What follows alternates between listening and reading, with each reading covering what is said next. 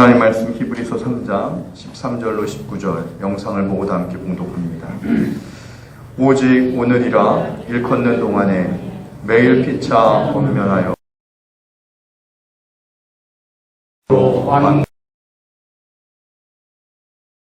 시작할 때에 확신한 것을 끝까지 견고히 잡고 있으면 그리스도와 함께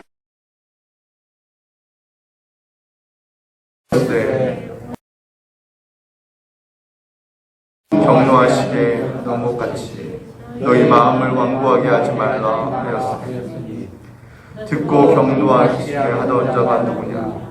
모세를 따라 애굽에서 나온 모든 사람이 아니냐? 또 하나님이 40년 동안 누구에게 노하셨느냐? 그들의 시체가 광야에 엎드러진 범죄한 자들에게가 아니냐? 또 하나님이 누구에게 맹세하사 그의 안식에 들어오지 못하리라 하셨느냐? 곧 순종하지 아니하던 자들에게가 아니냐? 이로보건대 그들이 믿지 아니하고 능히 들어가지 못한 것이라. 아멘. 오늘 본문 말씀에 보면 죄의 유혹이라고 하는 말이 나옵니다. 여기서 죄의 유혹이란 우리로 하여금 하나님의 살아계심을 믿지 못하게 만드는 유혹을 의미합니다. 모든 악한 마음의 근원은 하나님의 부재로 인해서 생기는 것이다 라는 것이 성경의 진단입니다. 생각해 보세요. 절대자이신 하나님이 안 계신다 라고 하는 생각이 인간으로 하여금 무엇을 못하게 하겠습니까? 결국 인간이 악한 마음을 품을 수 있는 가능성은 절대자인 하나님으로부터 올 수 있다 라고 하는 생각에서부터 오는 것이죠. 온갖 사회의 비리와 부정과 부패도 법망을 피할 수 있고 내가 누군가의 감시와 통제로부터 벗어날 수 있다고 하는 그 자신감에서부터 사실은 싹틀승 것이듯이 절대자인 하나님이 계시지 않는다라고 하는 생각은요, 인간으로 하여금 상상하지 못할 온갖 악한 마음을 품을 수 있는 그런 씨앗, 그것을 우리에게 줄 수 있다라는 것입니다. 그래서 성경은 도덕적으로 악한 것이 악한 생각이 아니라 하나님을 품지 아니하는 마음이 악한 생각이다 라고 성경은 진단합니다. 그러면서 오늘날 우리 기독교가 위기다 하는데 기독교의 가장 최대의 위기가 무엇일까를 한번 저는 설교를 준비하면서 고민했습니다. 근데 의외로 저에게는 인간의 지성과 양심에 대한 믿음과 확신이 오히려 기독교에게는 위기가 될 수 있겠다는 생각이 들었습니다. 그 이유가 무엇이냐면요, 인간이 만들어내는 모든 문명의 진보에는요 늘 신앙의 위기, 영적으로 타락할 수 있는 위험이 내포되어 있는 것입니다. 왜 그런 줄 아세요? 인간이 만들어내는 제도와 문명의 이기가 흥행할수록, 성공할수록 인간은요 신을 멀리하는 그 유혹에 노출될 수밖에 없기 때문입니다. 그래서 나온 대표적인 개념 중에 하나가 만들어진 신이라는 개념이에요. 제가 참 좋아하는 그 인문학자들, 그 다음에 과학자들, 철학자들, 사회과학자들이 있는데요. 희한하게 제가 참 좋아하는 이런 과학자들의 서적들을 제가 많이 읽죠. 근데 너무 마음이 아픈 거는 이들의 개념이 결론이 신에 대해서는 신은 다 만들어졌다라고 결론을 내는 겁니다. 제가 볼 때 참 신기해요. 누구보다도 더 인간적이고 누구보다도 평등을 외치고 누구보다도 인간의 자유를 외치고 존엄을 외치는 사람들인데 이들이 누구보다도 많이 배운 사람들인데 지성인이라고 하는데 신에 대한 결론은 다 만들어낸 신이라는 거예요. 근데 또 이들이 하는 얘기가 신을 알아야 된대요. 왜냐하면 인류 문명에 있어서 최고로 인류의 문명의 최고봉은 인간이 만들어낸 신, 종교의 영역이기 때문에 신을 알지 못하면 인간의 문명의 정수를 알 수가 없대요. 저는요 그 말을 보면서 이게 바로 바벨탑의 위험이구나. 그럴듯하잖아요. 근데 이 사람들은요, 신앙을요, 액세서리, 화려한 액세서리 정도로 생각하는 겁니다. 저는 민주주의가 더욱더 발전하면 발전할수록요, 종교가 쇠락하는 것을 보게 됩니다. 미국이 처음에 청교도 국가로 세워질 때 미국의 민주주의가요, 그렇게 발전하지 않은 상태였습니다. 미국의 무슨 사회보장제도가 그렇게 발전하지 않은 상태였습니다. 목사 양성소로 만들어진 대학이 하버드예요. 그리고 예일 대학이에요. 그때 하버드 예일 대학 수준은요, 조악하기 이를 데가 없었습니다. 그런데요, 어느 때보다도 영적으로 미국이 가장 건강할 때는 미국의 건국 초기였습니다. 근데 희한한 게요, 인권이 발달하고 민주주의가 발달하고요, 문명의 이기가 발달하면은요, 사람들이요, 이제 인간의 양심과 인간의 이성으로 얼마든지 이상적인 사회 유토피아를 우리가 구현할 수 있다는 생각 때문에 점차적으로 이들이 교회를 멀리하게 되더라는 거예요. 하나님을 멀리하게 되더라는 거예요. 오늘도 제가 여러분들에게 얘기하잖아요. 철저하게 하나님의 도움 없이 하나님 의지하지 않고 우리는 단 하루도 올바르게 쓸 수 없습니다라고 하는 이 말이요, 세상에 나가서 이성으로 막 이렇게 무장된 사람들, 지성으로 무장된 사람들이 볼 때는 얼마나 무지몽매한 말처럼 들리겠습니까? 인간이 태어나서 자기 몸 자기 하나 건사하지 못해가지고 신에게 의지하냐, 이런 생각들이 나올 수 있는 모든 것이 무엇이냐면, 인간이요, 무기를 갖게 된 거예요. 무슨 무기예요? 하나님 없이도 이거 되네, 하나님 없이도 달나라도 갈 수 있네, 하나님 없이도 태풍도 막을 수 있겠다, 지진도 우리가 미리 예보해서 피할 수 있겠다, 어떤 재난도 우리가 막을 수 있겠다, 인간이 생각하면 불가능한 게 없겠다. 이것이 있잖아요, 죄의 유혹이라는 거예요. 그러면서 또 하나 생각해 볼 개념이 있는데, 그 교회 안에 들어온 유혹은 무엇이냐라는 것이죠. 종교 안에서 보면은 교회 밖에서는 만들어진 신이라고 하는 인문학적인 휴머니즘적인 그런 사고가 계속 발달할 겁니다. 그것이 우리의 자녀들을 끊임없이 유혹할 겁니다. 지성과 이성과 과학이라는 이름으로요. 그 교회 안에서 어떤 유혹이 있는지 아세요? 하나님을 내가 조종하고 싶어하는 유혹이 있어요. 이거는 샤머니즘과 고등 종교를 좀 살펴봐야 되는데요. 샤머니즘일수록요, 신을 마음대로 조종합니다. 종교학에서 보면 그 신을 얼레고 달래고, 그래서 내가 원하는 바를 신을 통해서 얻을 수 있다 생각하는 것은 샤머니즘의 종교일수록 가능하고요. 그래서 아프리카 가면은 막 부족들 모여가지고 막 춤을 추고 막 제사를 드리잖아요. 그 이유는 뭐예요? 그래서 신을 달래가지고 내가 원하는 거 얻으려고 하는 거죠. 근데 고등 종교가 되면 될수록요, 신을 마음대로 조종하지 못하게 됩니다. 고등 종교의 모든 제의나 교리들은요, 신은 인간 마음대로 조종할 수 있는 존재가 아니다라고 설명하게 됩니다.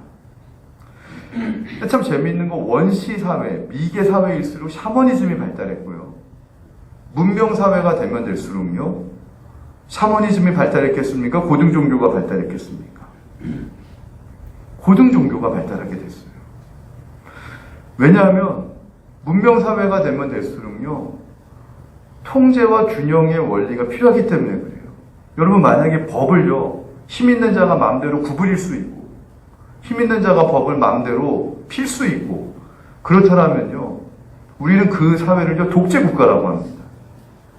민주국가가 되면 될수록요, 견제와 균형의 그 원리가 작동하게끔 되는 거예요. 그래서 법을 한번 만들면요, 그 법에 의해서 법을 제정한 사람도 통제를 받아야 되는 게 문명사회예요. 마찬가지로 종교도요, 고등 종교가 되면 될수록요, 신을 마음대로 바꿀 수가 없어요. 샤머니즘에서는 주술가나 추장 한 명, 영향력 있는 한 명이 오늘은 신의 뜻이 이렇고 내일은 신의 뜻이 저렇다면 바꾼다라고 얘기할 수 있지만, 고등 종교가 될수록요, 목사님들이요, 성경에 있는 것을 오늘은 하나님이 빨간색이었는데 내일은 파란색 좋아하신다 이렇게 할 수가 없어요. 왜냐하면 고등 종교가 될수록 바이블, 교리가 있고 경전이 있고 여기에 적혀져 있는 대로 해석을 하기 때문에, 해석의 전통도 다 있기 때문에 그날 기분에 따라, 제사장의 기분에 따라 마음대로 막 신의 마음이 이랬다 저랬다라고 해석하고 막 바꾸고 이럴 수 없습니다. 이 말은 무엇이냐면 고등 종교가 되든 문명사회가 되든 법이 되든 신이 되든 자기 마음대로 바꾸지 못하는 사회일수록 문명이 발전해 가는 사회라는 거예요. 근데 참 신기한 거는 있잖아요. 역전되는 현상이 벌어져요. 어떤 역전되는 상황이 벌어지냐면 문명은 막 발달하잖아요. 민주주의는 발달하잖아요. 경제는 세계 10위권 안에 든다 하잖아요. 그런데 개인들이 가난해져요. 소외되는 사람들이 생겨요. 희한해요. 우리나라가 예를 들면 1인당 GNP가요, 뭐 3만 몇천 불이라고 하는데요.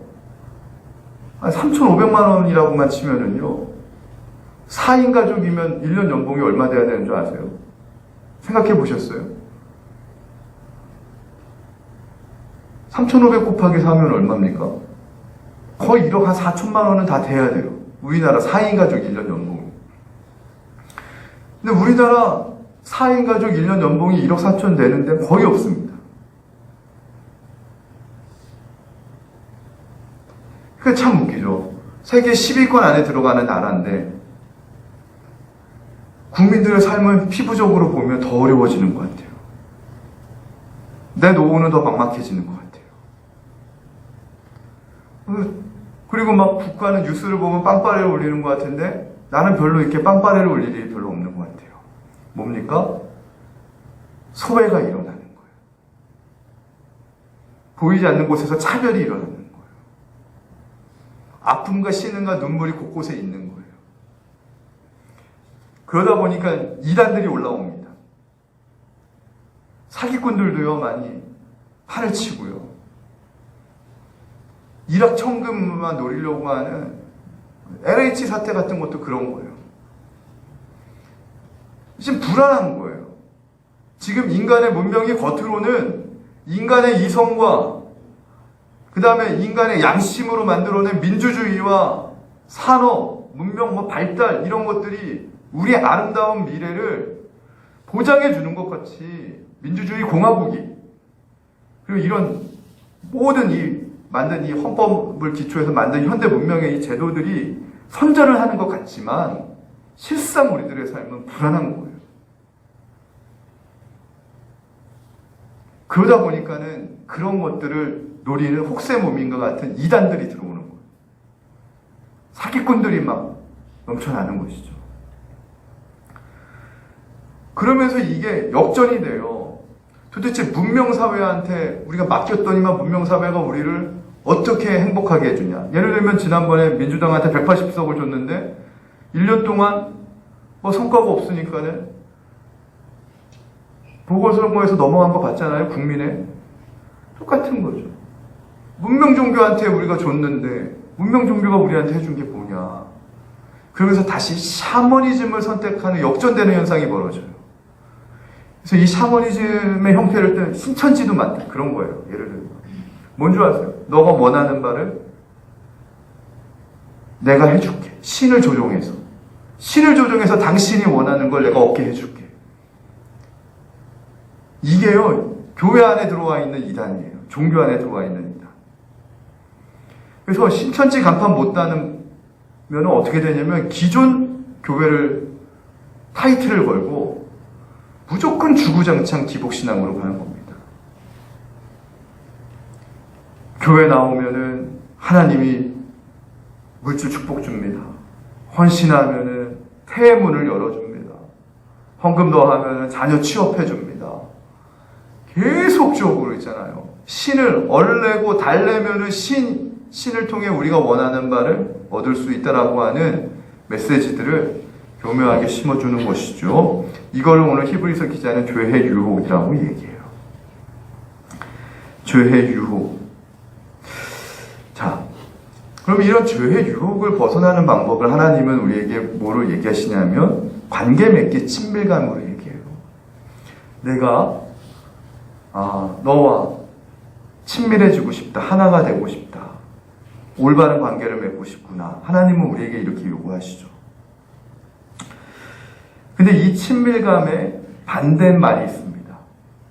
이거 영적인 의미의 친밀감을 얘기하는 거예요. 친밀감의 반대말이 무엇일까 생각해 봤는데 여러분 무엇인 줄 아세요? 의외의 단어가 나오더라고요. 영적인 저의 진단에서는 친밀감의 반대는요, 조종이에요. 조종. 우리는 그러잖아요. 뭐 낯선 거, 뭐 이런 것들이 어색한 것, 이런 것들이 친밀감의 반대인 것 같지만 영적으로는 다르더라고요. 조종한다라는 이 단어가요, 친밀하다의 반대말이에요. 쉽게 얘기하면 그런 겁니다. 하나님과 인격적으로 친밀감. 그러니까 이 친밀감은 인격을 의미하는 건데요. 하나님과 인격적인 관계를 맺지 않는 사람들, 인격이 없는 사람들이요, 친해지면은 뭐 하려고 하는 줄 아세요? 조종하려고 그래요. 저 사람과 친해지는 것을 통해서 내가 원하는 바를 저 사람을 통해 막 얻어가려고 해요. 그게 무례한 거예요. 그래서 어린아이에게 손에 칼을 주어주면 안 된다는 게 그런 거예요. 이게 신앙을 떠나서도요, 예의도 없는 거고요. 그 다음에 또 격도 없는 거고, 인간이요, 차원이 떨어지는 거예요. 저 사람은 친해지기만 하면은 그 친함을 통해서 내가 저 사람을 통해 어떤 유익과 이익을 막 얻으려고 본능적인 것들이 막 발동되는 게 있는데, 그게요, 왜 그런지 저는 알았어요. 사단이 주는 거예요. 사탄이 주는 거예요. 하나님이 우리와 친밀해지는 거는 생각해 보세요. 하나밖에 없는 당신의 아들 예수 그리스도를 십자가에서 희생하고 내어주는 걸 통해 가지고 친히 우리의 죄를 담당하시면서 희생하시면서 그 희생을 통해서 우리에게 인격적으로 하나님은 친밀감을 회복하셨는데, 똑같은 친밀감이라고 하는 이름이지만 내가 목적을 가지고 저 사람과 친해져서 내가 원하는 바를 얻으려고 하는 것은요, 그걸 예수님의 십자가와 정반대의 사탄이 쓰는 방법이에요. 그래서요, 정말 어떤 남편이 좋은 남편인 줄 아세요? 여자분들? 아내를 조종하려고 들지 않는 남편이 좋은 남편이에요. 남편들, 어떤 아내가 좋은 아내인 줄 아세요? 예쁘고 막 그런 여우 같고 막 그런 아내가 좋은 아내가 아니고요. 남편을 조종하려고 들지 않는 아내가 좋은 아내예요. 그리고 직장 상사도 마찬가지예요. 진짜 인격적이고 좋은 보스는요, 부하 직원을 자기의 의도대로 막 조종하려고 들지 아니하는 상사예요.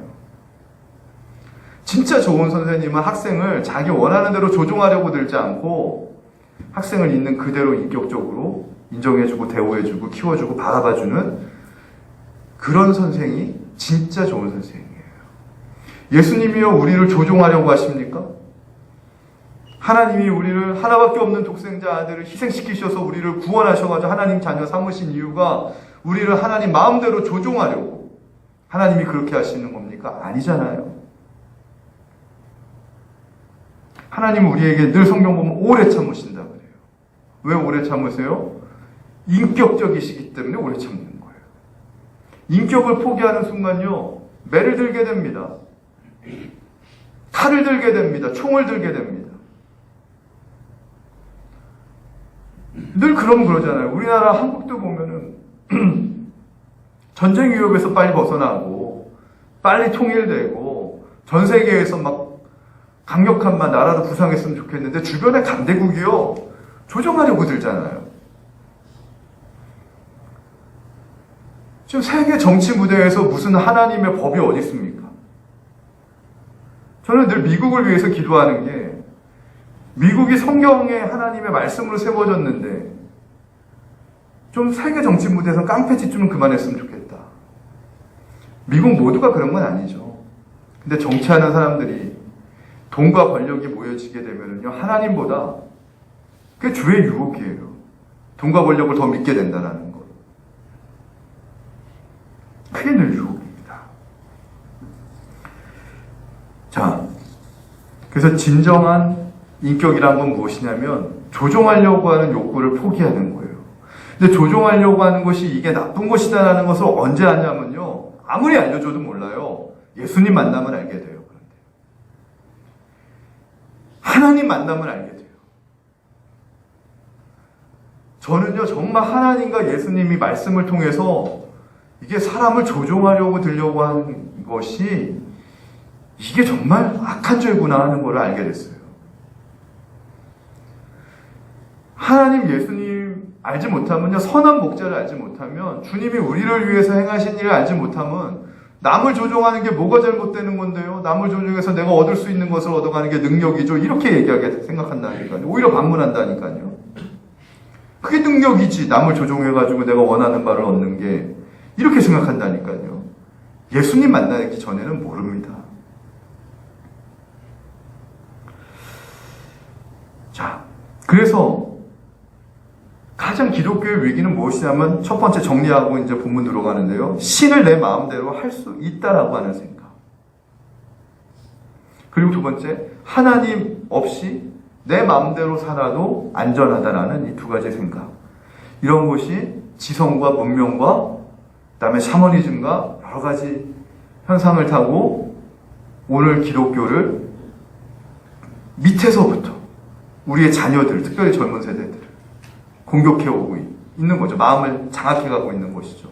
이것이 저는 사실은 오늘 기독교가 겪고 있는 최대의 위기다라고 생각을 합니다. 이게 죄의 유혹으로부터 오는 위기인데요.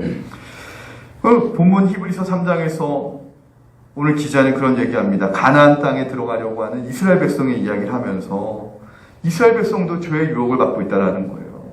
근데 이스라엘 백성이 받고 있는 죄의 유혹은 무엇인가? 한마디로 얘기하면 애굽 땅으로 다시 컴백, 애굽 땅으로 다시 돌아갔는 것이라는 것이죠. 왜 그럴까 그러면? 가나안과 애굽 땅을 비교해 봤을 때 애굽 땅이 먹고 살기에 더 좋았더라는 거예요. 이스라엘 백성이 처음에 애굽 땅에서 막 강제 부역을 당하고 학대를 당하고 막 이럴 때는 애굽 땅에 살기 너무 힘들어요. 신음소리가 하나님 귀에 들려요. 그래서 하나님이 모세를 통해서 이들 애굽 땅에서 탈출시켜 줬는데 광야에 막상 나가보니까 힘든 거예요. 아브라함 링컨을 통해 가지고요, 미국의 많은 흑인들을 노예로부터 해방해주는 선언을 했잖아요. 근데 그런 선언을 했는데도요, 막상 남부에 있는 많은 흑인들이요, 농장주로부터 나왔더니만 먹고 사는 게 막막해가지고 다시 농장주한테요, 다시 품꾼으로 자기 다 받아달라고 다시 들어간 노예들이 얼마나 많았는지 아십니까, 여러분? 몰랐죠? 아시는 분은 다 아셨겠지만.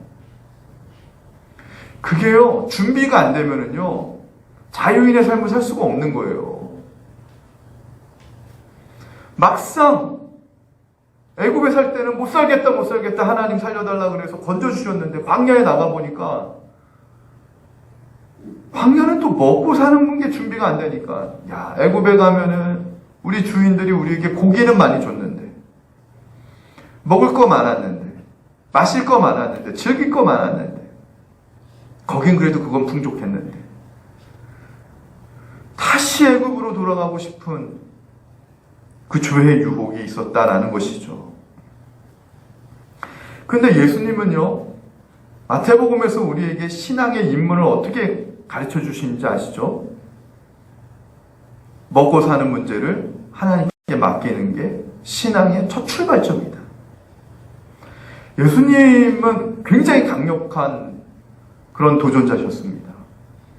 그러니까 신앙을 이렇게 분석할 때요, 예수님만큼 과격하고 진보적으로 말씀하신 분이 없어요, 사실은.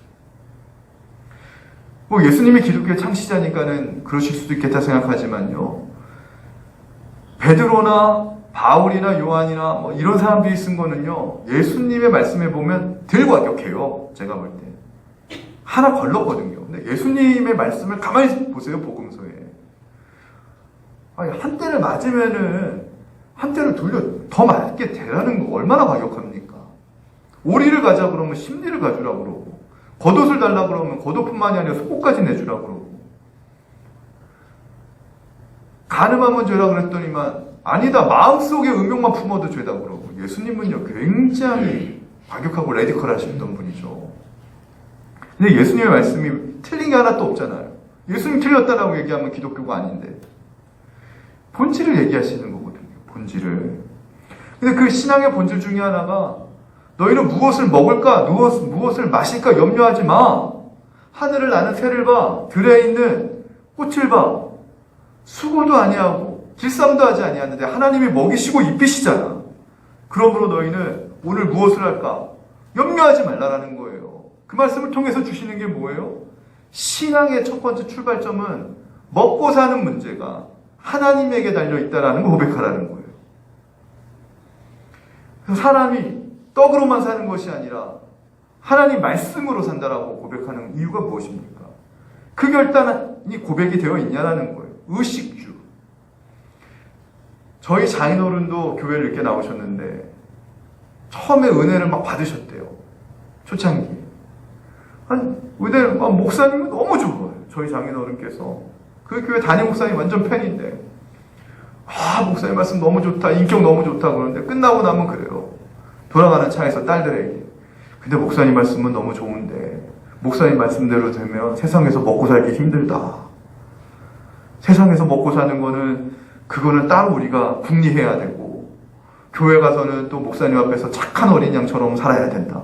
이게 이원화되는 거예요. 근데 저는 이해가 돼요. 왜 그러냐면 저희 장인어른이 그때 교회 나오신 지 2, 3년밖에 안 됐는데 그 정도 고백만 해도 대단한 거죠.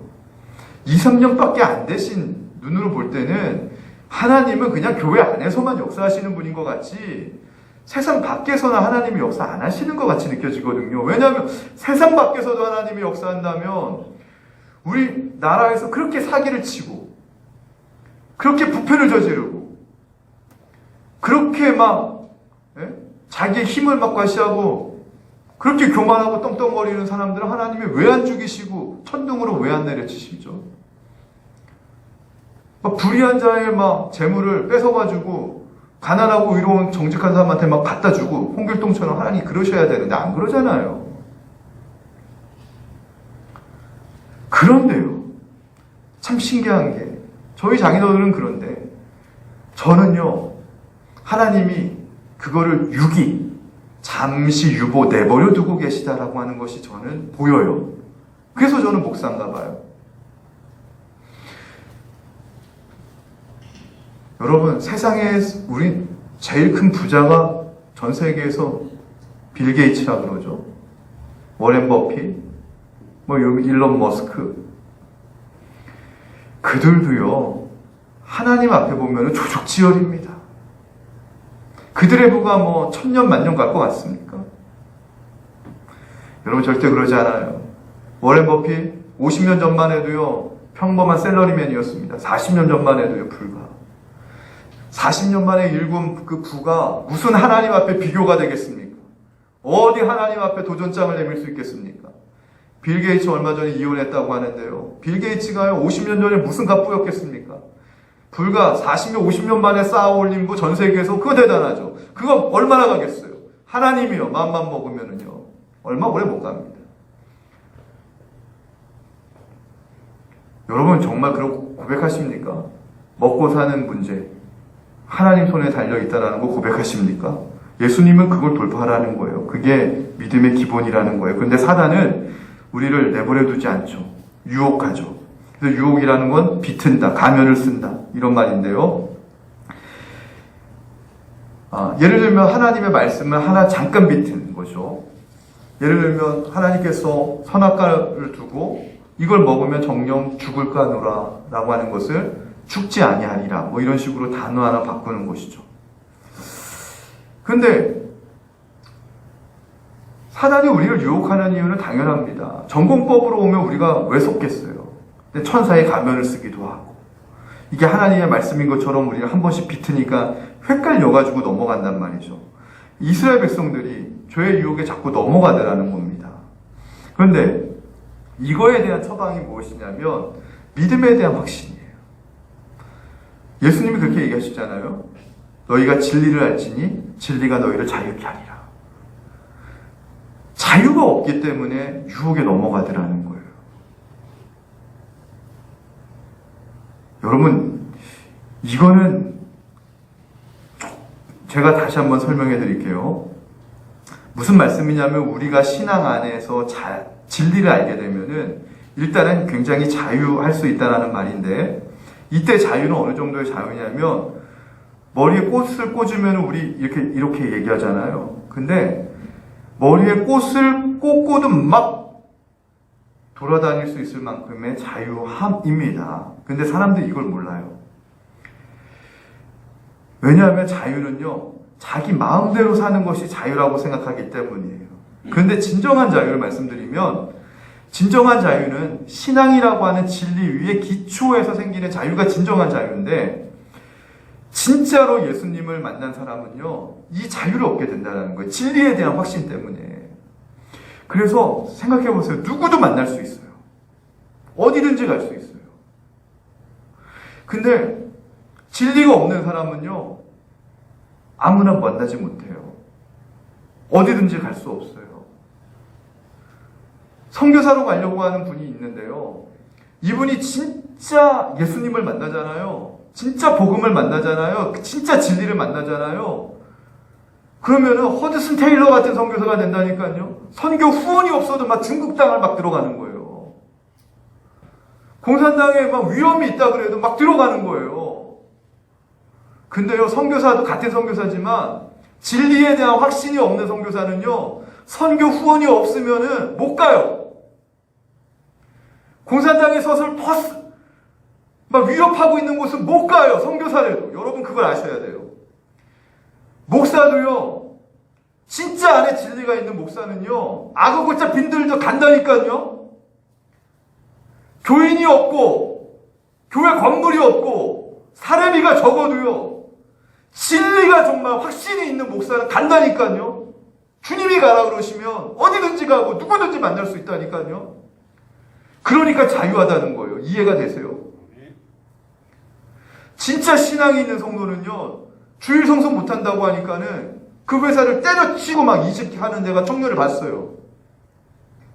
자유함이 있는 거예요. 자기는 그 회사 월급보다, 연봉보다 신앙이 더 중요하다는 거예요. 그것이 뭐 옳고 그르다라고 하는 얘기는 여기서 논의하지 맙시다. 평생 한 번도요, 자유하지 못하게 사는 인생이 얼마나 많은 줄 아세요?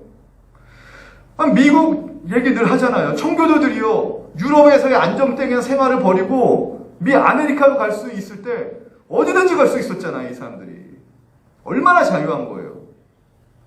누구든지 만날 수 있다니까요. 누구도 두려워하지 않게 된다니까요. 이 자유함이 어디로부터 오는 거예요? 객기가 아니라 예수님을 알게 되니까, 천국을 알게 되니까, 귀한 보화가 뭔지 알게 되니까. 이거 모르면은요, 자유할 수 없어요.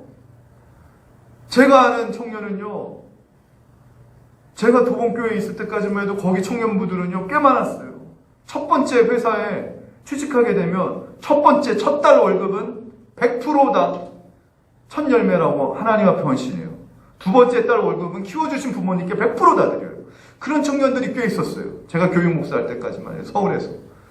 그건 제가 잘한 게 아니라 오셨잖아요. 김진호 감독 회장님이 그렇게 목회를 하시고 가르쳤어요. 어렸을 때부터.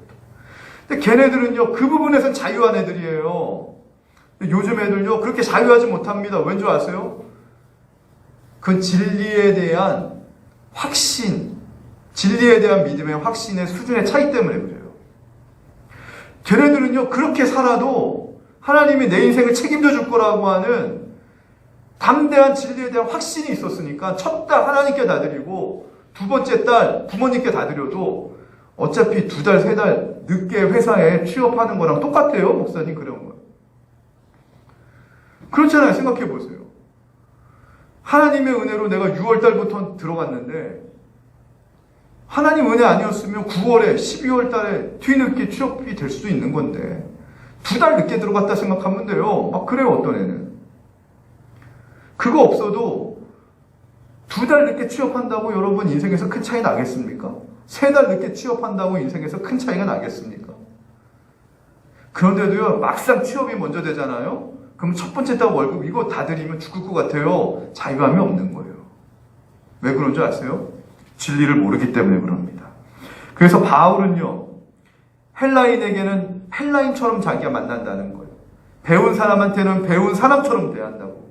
못 배운 사람한테는 못 배운 사람에게 맞춰서 대한다는 거예요.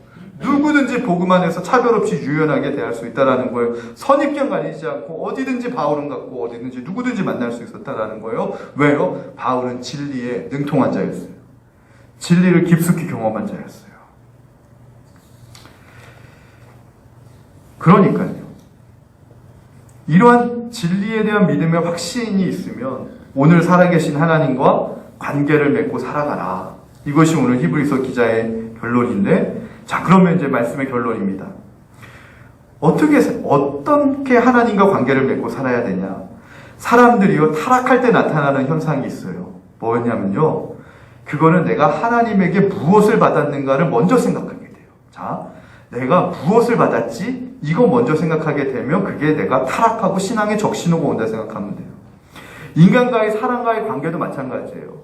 처음에는 그 사람을 보는 것만으로도 좋고 만나는 것만으로도 좋고 같이 있는 것만으로도 좋았는데 어느 순간부터 있잖아요, 자꾸 손익계산이 돼요. 야, 나는 저 사람한테 이렇게 많이 해줬는데 저 사람은 나한테 뭘 해줬지? 이런 생각이 가끔씩 문득문득 들기 시작하면 인간관계에 적신호가 들어온다는 걸 알아야 돼요. 부부관계가요, 언제 위험이 오는 줄 아세요? 아, 내가 이 여자 만나가지고 내 인생이 어떤 도움을 받았지? 내가 이 남자 만나가지고 내 인생이 지금 행복했나 안 행복했나? 이거 생각하기 시작하면요, 그때부터 적신호가 오는 거예요. 이런 계산이 들어가면은요, 하나도 자유로울 수 있는 사람이 없습니다. 그럴 때 우리가 마음을 고쳐 먹어야 되는데 어떻게 고쳐 먹어야 되는 줄 아세요? 아유, 그래도 내가 우리 아내 만났으니까 내가 이만큼 살았지.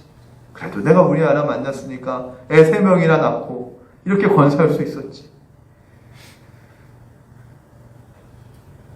제가 늘 생각하는 거 있잖아요. 하나님께도 똑같아요.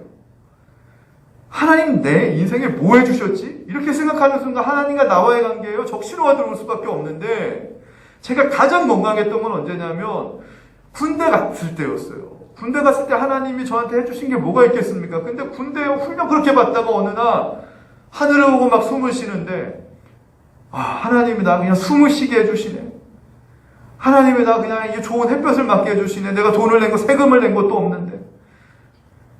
그냥 하나님 때문에 내가 이렇게 살아서 숨쉬고 있는 게 감사하다라는 생각을 하게 될 때 하나님과 나의 관계가 다시 회복이 되듯이요, 사람과의 관계도 똑같아요. 아, 우리 목사님 우리 교회 와가지고 도대체 우리한테 해준 게 뭐지? 교회 일군 게 뭐지? 생각할 때 적신호가 들어오는 거고요. 목사도 똑같아요. 내가 이 교회 왔는데 우리 성도들이 나한테 해준 게 뭐지? 생각하면 적신호가 오는 거고요. 그게 아니라, 야, 그래도 우리 목사님이 계시니까 든든하다. 우리 목사님 있는 것만 해도 좋다. 이러면은요, 관계가 청신호가 들어오는 거고요. 야, 우리 성도들이 있는 것만 해도 감사하지. 우리 성도들이 저렇게 버텨주는 것만 해도 감사하지. 그렇게 하면 청신호가 오는 거예요, 적신호 대신. 그리고 나서 하나님과 어떻게 되냐면, 하나님께 내가 그동안 무엇을 받았는가라는 생각 대신에 하나님의 말씀을 듣는 자세로 태세를 전환해야 된다는 거예요. 그래서 히브리서 기자가 진단한 건 무엇이냐면, 죄의 유혹으로부터 쭉 와가지고 죄의 유혹으로부터 벗어나는 게 뭐예요? 하나님으로부터 내가 받은 게 뭐지? 이거 생각하지 말라라는 거예요. 타락하게 되니까. 대신 하나님의 가장 큰 축복이 있는 거를 너 왜 몰라? 하나님의 가장 큰 축복이 뭐예요? 히브리서 기자는 하나님이 이스라엘 백성들에게 말씀해 주셨다라는 거예요. 여러분, 이게 이해가 되십니까? 말씀을 해 주셨다라는 거예요. 하나님이 이스라엘 백성들에게 주신 가장 큰 축복은 광야 40년 동안 매일매일 하나님이 이스라엘 백성들에게 필요한 말씀을 해 주셨다는 거예요. 이게 이스라엘 백성이 받는 가장 큰 축복이라는 거예요. 만나와 메추라기가 축복이 아니고요, 구름 기둥과 불 기둥이 축복이 아니고요, 하나님이 이스라엘 백성들에게 40년 동안 필요한 말씀을 매일마다 해주셨다라는 거예요. 그 말씀을 들을 수 있는 것 자체가 이스라엘 너희들에게 가장 큰 축복임을 모르냐? 오늘 히브리서 기자의 진단이에요. 사실은 그렇게 보면은 만나와 메추라기를 통해서 하나님 말씀하신 거고요, 구름 기둥과 불 기둥을 통해서도 말씀하신 것이고요, 하나님은 어떤 사건을 통해서도 우리에게 말씀하고 계시는 것이고요, 매일매일마다 하나님 말씀하고 계세요. 근데 왜 말을 합니까? 관심이 있으니까, 사랑하니까 말씀하시는 거예요. 가까이 두고 싶으니까 말씀하시는 거예요. 여러분, 오늘 히브리서 기자는 우리가 죄의 유혹으로 하나님으로부터 떨어질까를 조심하지 않으면 안 된다 권면하는데, 결론은요, 우리가 하나님의 말씀을 듣는 것, 청종하는 것, 이게 가장 큰 축복이었구나, 이 사실을 알고 하나님으로부터 떨어지지 않고 죄의 유혹을 승리하는 저와 여러분 되시기를 주님의 이름으로 간절히 부탁을 드립니다. 기도하시겠습니다. 찬양지 241번 찬양하겠습니다.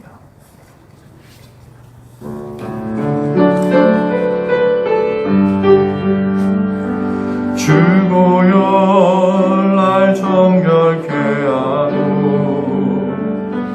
주보혈 날 자유케 하니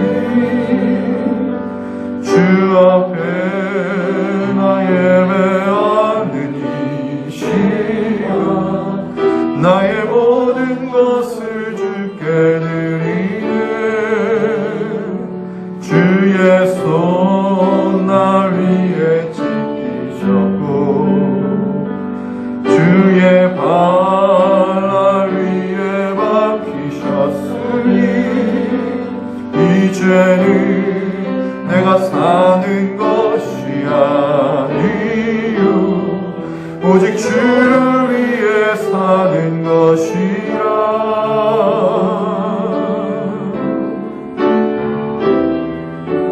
주의 손에 나의 손을 포개고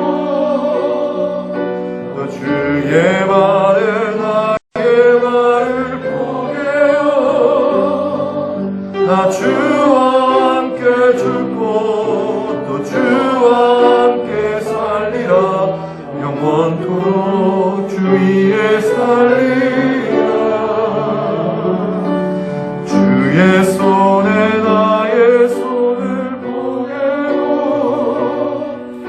또 주의 발에 나의 발을 포개어 나 주와 함께 죽고 또 주와 함께 살리라 영원토록 주 위에 살리라 주 위에 살리라. 이 시간 우리 기도하길 원합니다. 이 시간 기도할 때에 하나님, 내가 하나님께 그동안 무엇을 받았는가, 받는 것에 먼저 마음 가고 생각하면 우리의 마음이 변질되고 타락할 수밖에 없음을 알았습니다.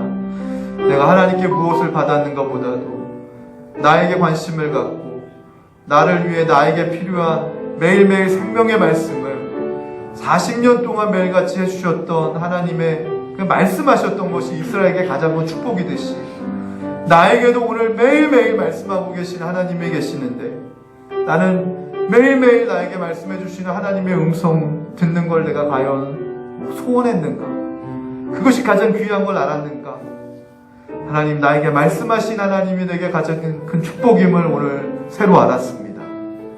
나에게 매일매일 필요 없게 새롭게 말씀하시니까 하나님의 음성을 들으며 그 청아한 주의 음성, 내가 이 주님의 음성과 함께 그렇게 남은 평생을 지내기를 소원합니다.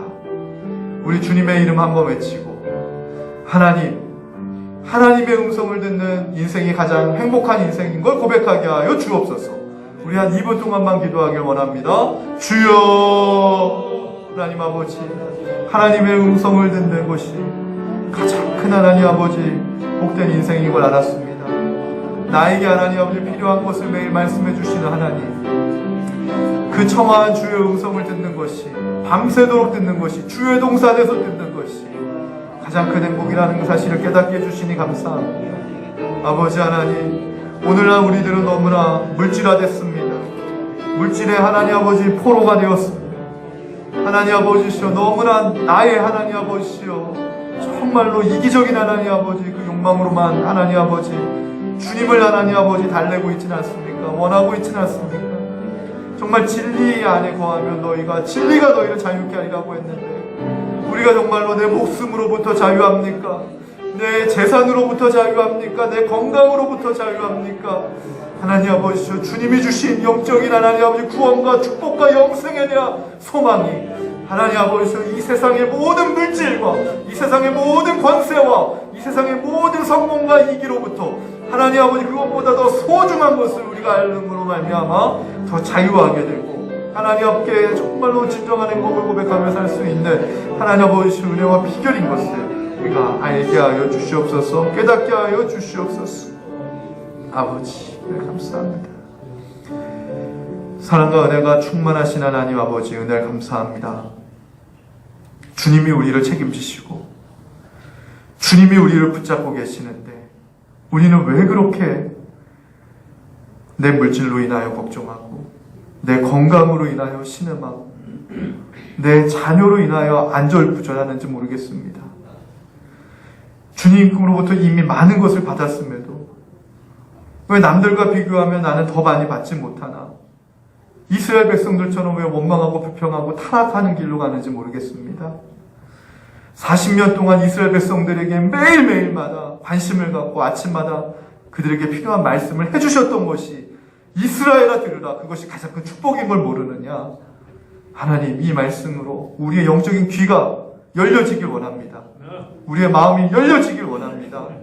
앞으로도 내 인생 가운데 속에 매일매일 내게 말씀해 주실 그 하나님 붙들고 승리하는 인생 살게 하여 주옵소서. 예수님의 이름으로 기도하옵나이다. 아멘. 자리에서 일어나시겠습니다.